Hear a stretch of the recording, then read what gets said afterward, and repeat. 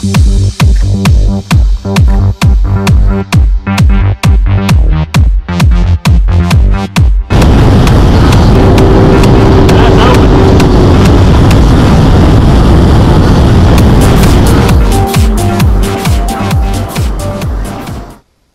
y'all, Cass Caldwell. I'm here today with V&M Pro Mike Farr. We're throwing the V&M Wild thing. We've tried a whole lot of different baits, but that seems to be the only bait that we can get bites on. Mike, tell them what's key to this bait. Tell them about some of the characteristics of it and what makes it such a good bait.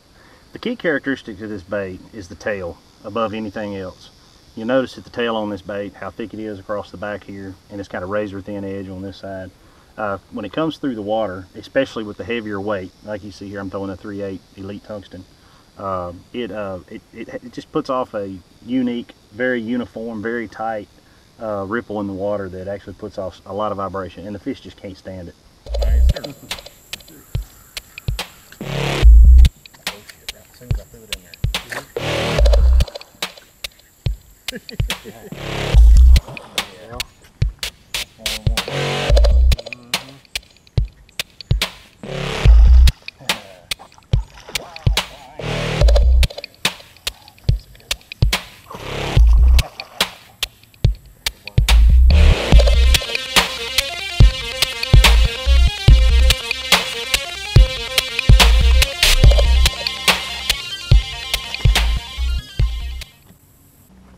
Mike, we're out here on Caddo today and we're throwing the Wild thing. We're throwing around a lot of trees, a lot of brush, a lot of cover, a lot of stumps. What is your setup as far as tackle? What are you throwing it on? Well, today I've got a 7:3 to 1 gear ratio reel.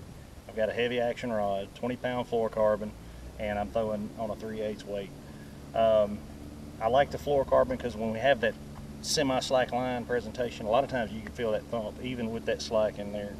It really transmits that, especially with that tungsten. I got an Elite Tungsten 3/8 ounce tungsten pegged on there as well. One thing you want the stiffer action rod for, it corrects for a lot of your mishaps. You know, you're popping that rod up, you know, you're hopping it up, and when you throw that slack in that line, a lot of times that fish may hit it on the way down and it startles you. You hadn't had a bite in a while or something like that, and you might set the hook way up here. Well, with a heavier action rod, you can do that. And you can also control that fish in and around cover. What I don't do is try to overpower the fish. A lot of guys make that mistake. They want to throw braided line. They want to throw extra heavy rod. I would definitely recommend not doing that, especially with this 7/0 grip pin edge mustad hook that I'm throwing. Up on that tree.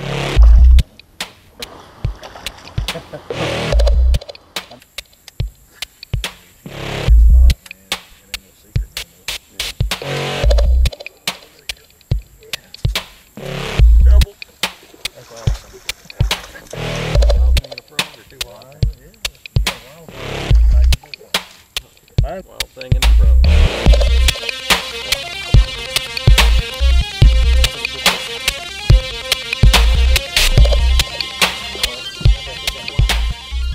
That Wild thing.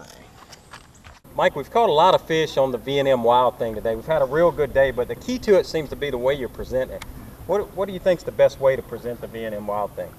Cass, there's many ways you can present, you know, the V&M Wild thing, but I think the one way that has been more productive for me, especially even today, you've noticed it's, you know, what, 90 degrees out here, water temps in the high 80s, low 90s, and we're getting a reaction strike out of it. So what I like to do is I like to pitch it up, you know, into the area, whether it be a stump, whether it be the shade, which we're working right here next to some lily pads. And I like to take that rod. First thing I'm going to do is I'm going to check before I do anything. I want to reel that slack up, make sure he's not walking off with it, because 90% of the time on this bait, when it hits the water, that tail gets to kicking like that, they're all over it. I'm going to take it to about 3 o'clock. I'm going to pump it up to about 1, 2 o'clock, and I'm going to let it fall back to the bottom on semi-slack line. Not fully slack, not, you know, and not too tight. You want it to fall straight down. Mike, what are some of your favorite colors that the Wild thing comes in? What do you have the best luck with? Well, it all depends on the conditions and the water, be it light, be it the color of the water. Here on Caddo, you know, we've got tannic water, dark colored water. I really like to throw the blue fleck, but I catch just as many fish, if not more, on the black and blue.